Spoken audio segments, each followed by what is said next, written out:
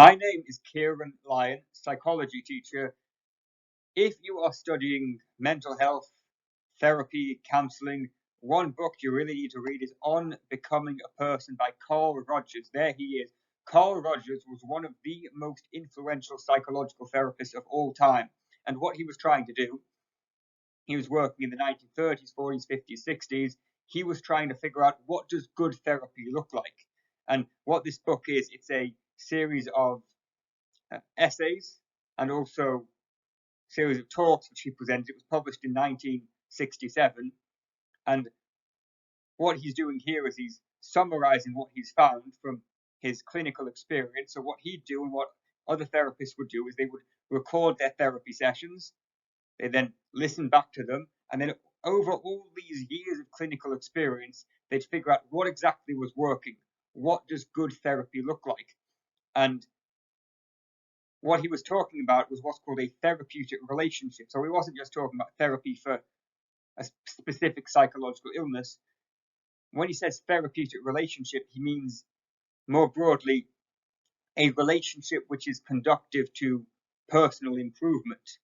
And what he found is he found three conditions for a therapeutic relationship. I'm going to tell you about that. But before I tell you about it, I'm going to have to tell you a little bit of background where Rogers is coming from. And in order to do that, it helps to compare him to the therapy we had before. Before we had Rogers, we had Freud, Freudian therapy. Now, Freud was part of the psychodynamic, otherwise known as the psychoanalytical approach to psychology. And the psychoanalytical, otherwise known as psychodynamic idea, is that people are driven by conflicting and unconscious motivations. So you're not so much a thinking being as you are a motivated being, driven by, for example, the drive towards sex and the drive toward aggression would be two that Freud was focusing on.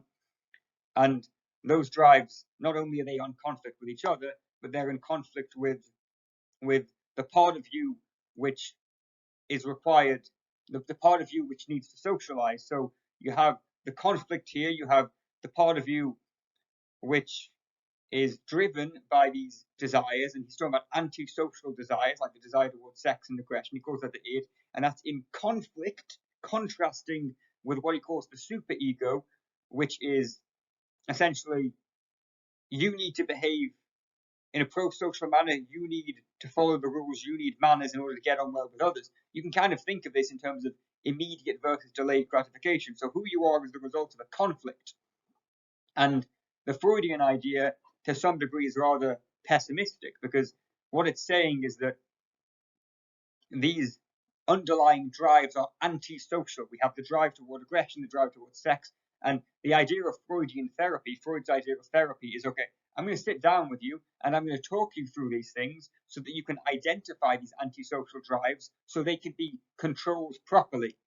So you could imagine that you have a car and a car needs an exhaust for the fumes to come out. If it can't come out anywhere, then the car just explodes. And that's kind of how Freud thought of psychological illness. What we need is we kind of need to vent these antisocial drives. And so it's kind of pessimistic, is that it's based on the idea that your drives are antisocial. He's kind of seeing the worst in people. Now, of course, this is a bit of an oversimplification. Now, Rogers did not see people in that way. He was not a psychoanalyst. He's what's called a humanist, and a humanist is someone who believes that people have an innate tendency towards self-improvement and act out that tendency. So one of Rogers' strongest influences that he talks about in this book, which is about 400 pages long, by the way, was a philosopher called Soren Kierkegaard. And Kierkegaard's basic idea is that your lived experience, let's say your subjective sense of how you feel about your life, is determined by the difference between how you think you are and some ideal of who you want to be. And that the greatest distress of all is caused by a difference, an incongruity between those two things. So let's imagine that, well, you work in a small cubicle every day. It's like, well, some people love that, but you're probably not going to be very happy working in a small cubicle every day if what you really want, if your true self, if you want to think of it that way, is someone who's very artistic and creative, making new things all the time. So Rogers is talking about being your true, authentic self. And I understand that can sound rather vague, but I'll try to explain that the best I can. So here's the idea. So the psychoanalysts had the idea that people had these antisocial drives. So Jung, for example, talked about the shadow, the drive toward aggression, the drive toward making things worse. And Roger said, well, people do have a tendency toward antisocial behavior. And he was providing therapy to children who were displaying what we now call challenging antisocial behavior. But what Roger said is, well, actually, underneath the shadow, we have the realm of ideals. So this is the idea. And this is somewhat analogous to the control theory idea that I was talking about in my Carver and Shea video. So you have your how you think you are, and then you're trying to move toward your ideal self because you have an innate sense of right and wrong. And it's also the case that you're a smart problem solver. So you're always moving toward your ideal self. He calls that the actualizing tendency, the tendency to self-improvement. But what he actually said was that negative emotion and the aggression that comes from that is the result of there being something in the way. So you can imagine that a child might be swearing and shouting and hitting, and you talk to him and he says, well, that's because it's something happened. It's not fair. It's not fair. So, well, what that does is that tells you that this child has an innate sense of fairness. And you want to use that innate sense of fairness in order to get the child to improve themselves. And so Rogers is optimistic. He sees the best in people. Now, Rogers believes that, well, because you're such a smart problem solver, and because you have an innate sense of right and wrong, because you, not just that, but not just a moral sense, but you also have an ideal of what you want your life to be like and who you think you are. He thought that everyone had this actualizing tendency to improve yourself if only you could freely and genuinely communicate with yourself. And so he's talking about open, direct, and non-judgmental, genuine communication. But what often happens in mental illness is that you're not communicating with yourself. What's happening is that there's a difference between what you want your life to be and what it is, that you have these emotions that you're trying to hide away and suppress. And one of the reasons people go to therapy is because they're trying to organize their thoughts, trying to say things that they've not been able to say for years before. And so this is the way Rogers described it in the book, is that the whole task of psychotherapy is the task of dealing with a failure in communication. So what he's trying to do is he's trying to build a therapeutic relationship, not just for its own sake, not just to make a friend, but you have a therapeutic relationship with your therapist so that you're able to then use the tenets of that communication for yourself to help you to accept and identify your own thoughts rather than just pushing them down, so that then you can develop a therapeutic helping relationship with yourself to facilitate your own tendency to self-improvement. And what Rogers found from his clinical experience is he found that there are really three conditions needed to make this therapeutic relationship. Now, the first one is what he calls congruence, which is a bit of a strange idea. And congruence means alignment, things being correctly lined up.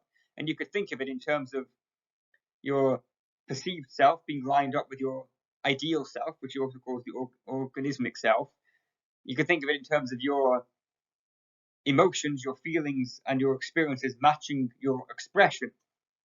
So here's an example of this. So I'm giving a therapy session, and then you say something, and then what I need to do is I need to take note of all of my emotional reactions to what you're saying in therapy, and then I'll communicate that with you openly and directly, and I'll say, okay, that made me feel curious, or that made me feel a little bit worried, that made me feel a little bit anxious. And you might think, well, why would you say that to someone with a psychological illness? Could be an illness of emotion. Why would you say what you're feeling in such a candid, direct way? Wouldn't you have to be extremely careful about it? And well, what Roger said is, well, obviously you have to be smart about what you're saying, but it's also the case that you need to be open and candid with your client. So one, that builds trust, but mainly it's so that your client is getting the sense that, well, it's okay for me to be open and direct and candid.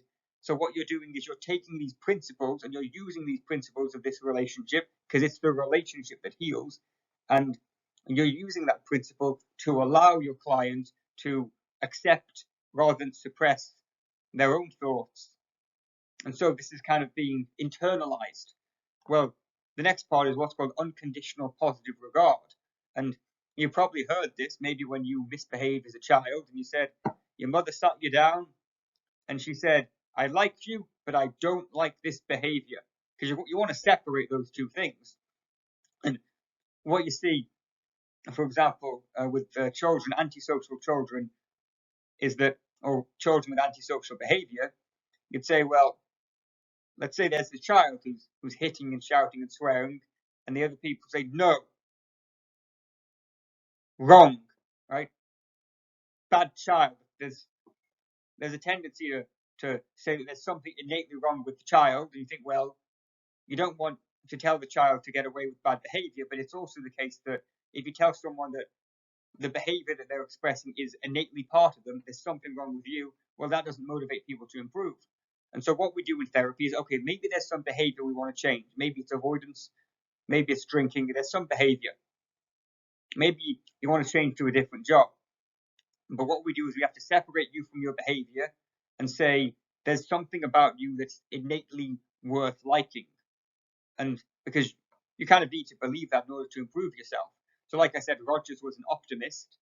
And if I was to vastly oversimplify, Freud thought that your strongest motivations were antisocial, that people are fundamentally bad.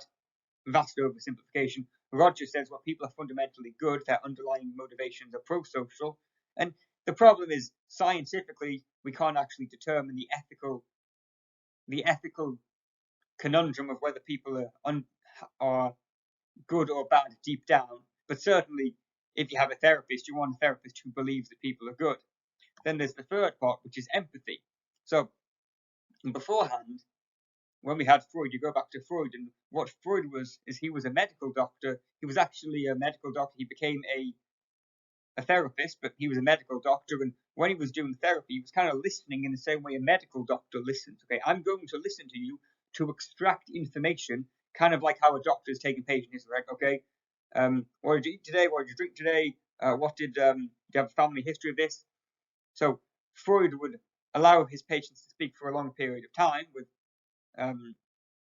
with his therapy sessions, but then what he'd do is he'd come to a conclusion and say, yeah, I know what's wrong. So he'd take the information in, kind of like a medical doctor, and then he'd give you advice. That, yeah, I know the issue. The issue is about the sex drive, or the issue is about the drive toward aggression.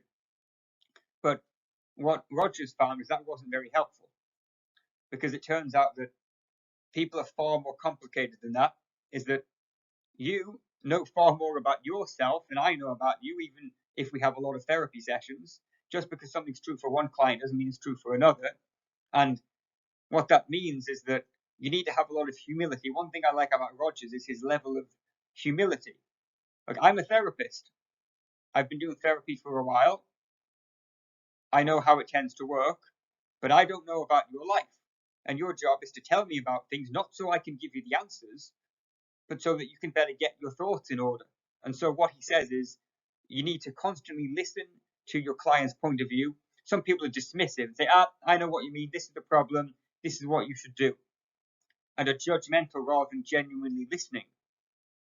And if I was to characterize Rogers as one thing, it would be that he's a good listener. And so you need to constantly listen to your clients, and you're not listening to give advice, but you're listening instead in order to determine what next to say so they can then develop these skills for themselves.